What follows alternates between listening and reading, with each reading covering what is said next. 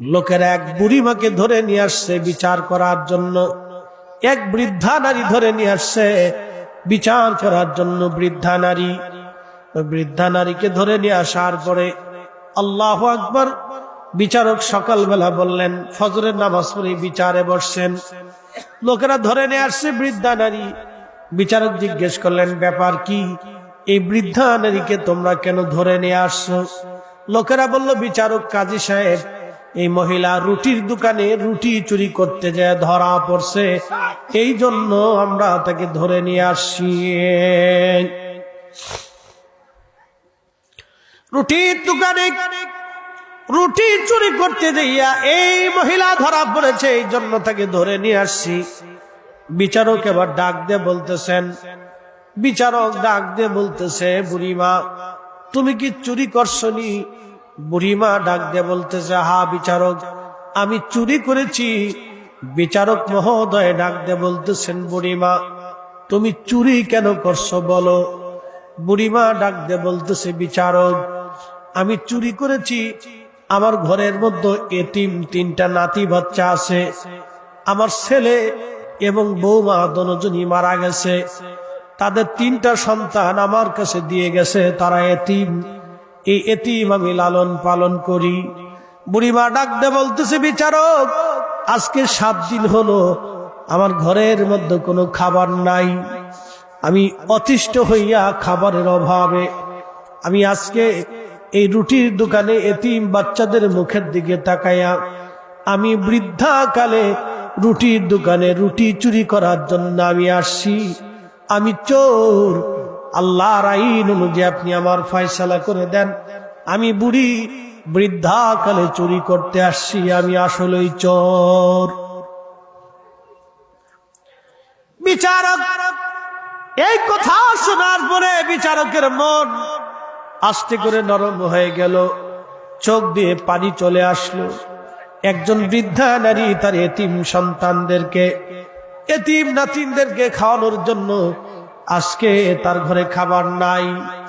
আজকে তার ঘরে খাবার নাই, 7 দিন পর্যন্ত খাবার নাই। এই বুড়িমার ঘরে খাবার যে নাই, এই তো খাবার পৌঁছানোর কথা ছিল রাষ্ট্রের, রাষ্ট্র তার কাছে খাবার পৌঁছায় নাই। রাষ্ট্র ব্যর্থ হয়েছে, খলিফা ব্যর্থ হয়েছে, খলিফা তার ঘরে খাবার পৌঁছাইতে পারে নাই। বিচারক ডাক দিয়ে বলতেছে, ও লোকেরা আমি আজকে বিচার ফয়সালা দেব না, আগামীকাল সকালবেলা ফজরের নামাজের পরে আমি বিচার ফয়সালা দিব। তবে আগামীকাল যিনি নগর প্রধান আছেন, অর্থাৎ শহরের যিনি প্রধান, তিনি উপস্থিত থাকবেন, এবং শহরের নিরাপত্তা পুলিশ প্রধান যিনি, তিনি উপস্থিত থাকবেন, এবং শহরের যিনি খাদ্য অধিদপ্তরের প্রধান তিনি উপস্থিত থাকবেন, এবং শহরের ধনী ব্যক্তি যারা আছে তারা উপস্থিত হবে। আমি সবার সামনে কালকে বিচার করব। একবার জোরে বলা যাবে আল্লাহু আকবার। হাজরাতে বিচারক সেই দিন বলতেছিলেন আগামীকাল সকালবেলা আমি বিচার করব, কিন্তু উপস্থিত থাকা লাগবে নগর প্রধান, পুলিশ প্রধান, খাদ্য অধিদপ্তরের যিনি তিনি প্রধান, আর শহরের ধনী ব্যক্তি যারা আছে সবাইকে উপস্থিত হতে হবে।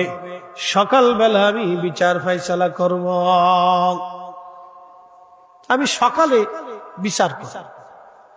পরের দিন সকালবেলা সবাই উপস্থিত হলো। বিচারকের ফরমান, আপনারা জানেন জেলার যিনি প্রধান তিনি কিন্তু জেলার জজ, ডিসির উপরে তার মর্যাদা, এসপির উপরে তার মর্যাদা।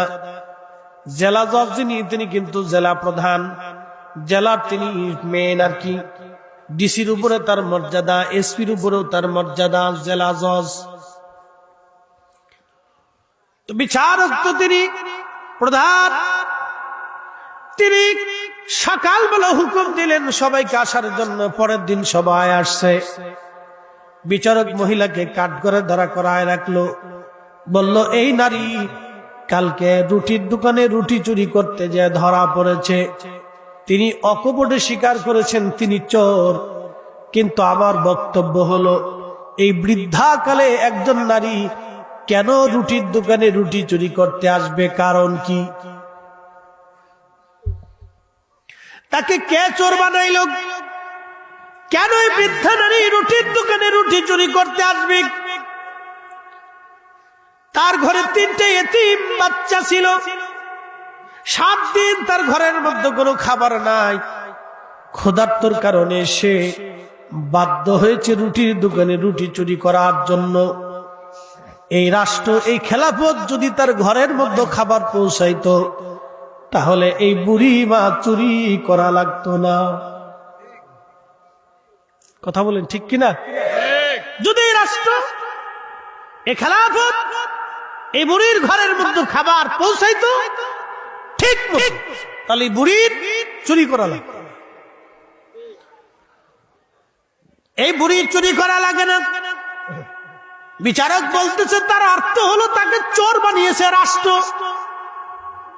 রাষ্ট্র তাকে চুরি করতে বাধ্য করেছে। রাষ্ট্র তাকে চুরি করতে বাধ্য করেছে।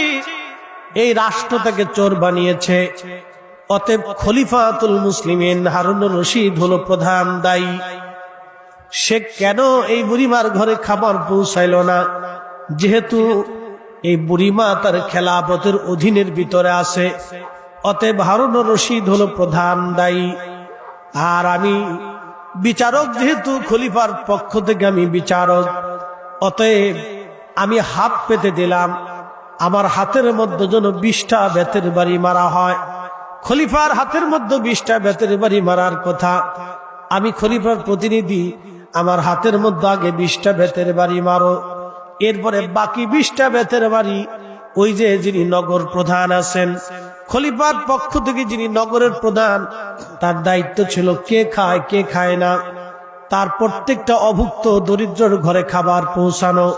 যেহেতু সে তার দায়িত্ব অবহেলা করেছে, অতএব তার হাতের মধ্যে 20টা বেতের বাড়ি মারা হোক। যিনি পুলিশ প্রধান, তার দায়িত্ব ছিল নিরাপত্তা দেওয়া। যেহেতু খলিফার পক্ষ থেকে সে নিরাপত্তা ঠিক মতো আদায় করে নাই, তার কাজ সে ঠিক মতো আদায় করতে পারে নাই, তার হাতের মধ্যে 20টা বেতের বাড়ি মারা হোক।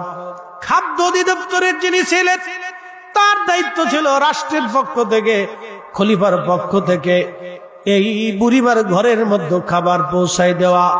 যেহেতু খাদ্য অধিদপ্তরের প্রধান, তিনিও ঠিক মতো তার দায়িত্ব পালন করতে পারে নাই। অতএব খাদ্য অধিদপ্তরের যিনি প্রধান আছে, তার হাতের মধ্যে 20টা বেতের বাড়ি মারা হোক। একবার জোরে বলা যাবে কি আল্লাহু আকবার।